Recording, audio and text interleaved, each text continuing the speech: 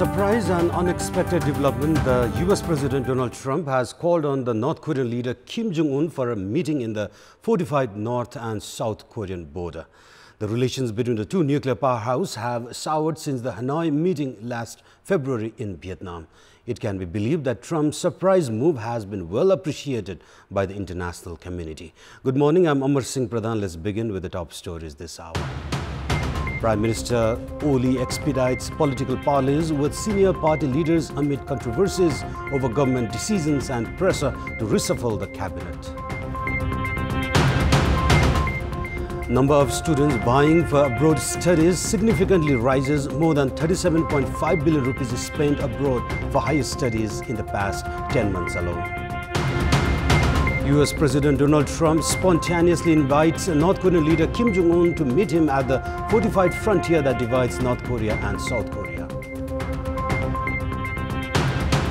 And South Africa cruised to a comfortable 9 wickets victory over Sri Lanka in ICC World Cup clash, seriously denting Sri Lankan hopes of advancing into last four.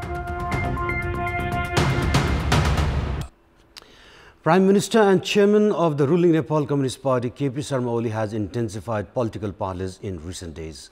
At a time when a number of government decisions has backfired and the Premier is facing mounting pressure on cabinet reshuffle, Oli has intensified political meetings at his official residence in Balwatar.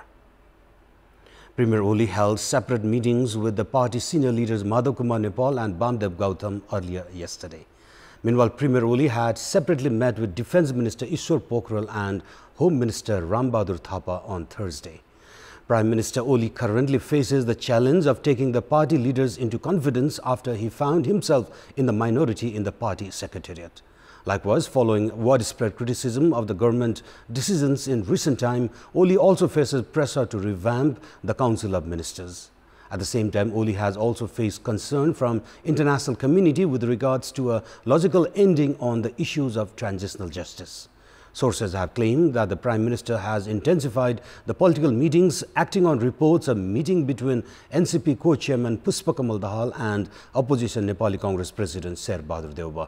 Even as Dahal and Deuba reportedly discussed on the issues of transitional justice, Premier Oli has been upset due to Dahal's meeting with the leader of the main opposition Nepali Congress. Oli in recent time has also faced allegations of trying to run the party and the government single-handedly. As much as 37.67 billion rupees were spent abroad in the past 10 months alone in the name of higher education. The amount is 25% more compared to the same period last year. The students leaving the country for higher education have been increasing by the year. Around 65,000 students left for abroad studies in the last fiscal year, whereas as many as 70,000 have already left in just 11 months of time this time around. With the increase in number of students opting for abroad destinations for higher education, the amount of money leaving the country has also increased by 4 times in the past 7 years.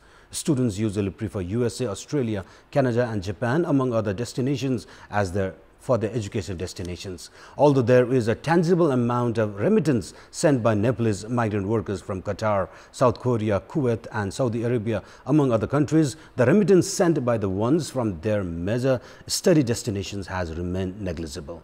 This is due to the students pursuing their studies abroad spending most of the earnings in daily expenses and education fees. An increasing number of Nepalese students have currently been attracted towards abroad education due to dismal education standard back home, coupled with persistent political interferences in the education sector and the scarcity of proper employment opportunities after completion of their education. Different consultancy companies and middlemen have also playing a crucial role in encouraging students to pursue their education abroad. Experts are of the view that improving the country's education standard as per the contemporary needs and by keeping in mind the students' personal and professional growth along with the reliable employment prospects in the country itself would help reduce the students' attraction towards abroad studies. Welcome back. The Supreme Court has issued a so-called notice against the allocation of 60 million rupees of budget to each lawmaker in the pretext of local infrastructure development partnership program. The Constitutional Bench of the Apex Court has issued the order in the names of the Prime Minister along with the Office of the Council of Ministers, Finance Ministry and Federal Parliamentary Secretariat. The court has granted 7 days of ultimatum to come up with the reason behind allocating the budget to lawmakers. The government had increased the amount to be distributed to lawmakers by 20 million in its budget announcement for the upcoming fiscal year.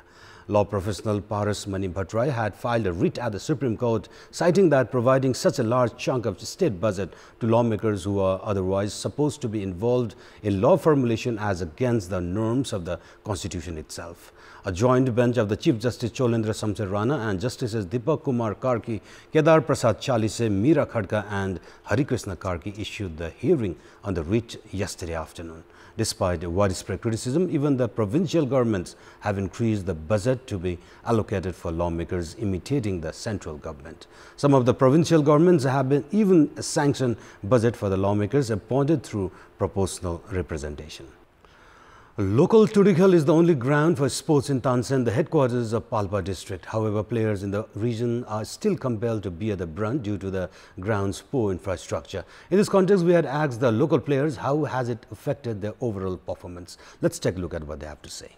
Public voice. वर्षौंदेखि बन्नी भन्ने कुरा भइरहेको मात्रै हो ground अहिलेसम्म भएको छैन तर अहिले चाहिँ अलिअलि काम गर्दै हुनुहुन्छ है आशा छ राम्रै भयो भने सबै पाल्पावासी लगायत फुटबल प्रेमी खेल प्रेमीहरु सबैलाई राम्रो नै खबर आउँथ्यो हिँड्ने ठाउँहरु छुटाइदिने खेल्ने ठाउँहरु छुटाइदिने त्यस्तो भएर चाहिँ समस्या हुन्थेन पहिला चाहिँ हल्का यो माटोहरु थुपारिएको थिएन अनि बस्ने ठाउँहरु पनि थियो अलि राम्रो थियो तर यहाँ चाहिँ बनाउँछु भनेर झन् टाइम बढाउँदै जानु भयो अनि अलि यहाँ खेल्न पनि गाह्रो भइरहेको छ रनिङ गर्न आउँछन् नि मानिसहरु तिनीहरुको लागि पनि एकदम गाह्रो नै हुन्छ हामीलाई खेल्न चाहिँ सधैँ गाह्रो हुन्छ यो पानी पर्दाखेरि खेल्दाखेरि चटपट लाग्ने अनि फेरि त्यही धुलो बढी हुन्छ अलि चौर पाएको भए राम्रो हुन्थ्यो ग्राउन्डको समस्याको कारणले गर्दा पनि राम्रो राम्रो टुर्नामेन्टहरु प्रतियोगिताहरु चाहिँ भएको छैन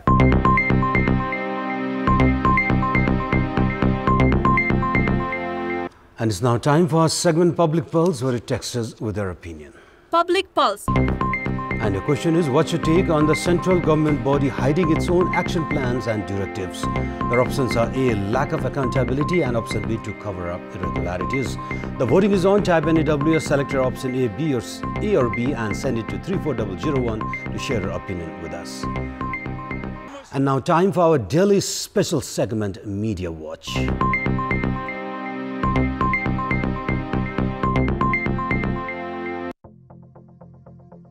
The much-awaited results of the Secondary Education Examination or SEE were announced on Thursday. Despite removing the provision to failed students, the SEE results for this year has fallen short of expectations. Based on the SEE results published on Thursday, out of the 459,000 students that appeared for the exam, 241,000 students have scored D and E grades. This means 52% of the students that appeared for the SEE are ineligible to pursue high school education. The government spends over 150 billion rupees in improving the standard of education. However, this year's result, which prohibits 241,000 students from pursuing high school education, has raised questions on the effectiveness of the education system.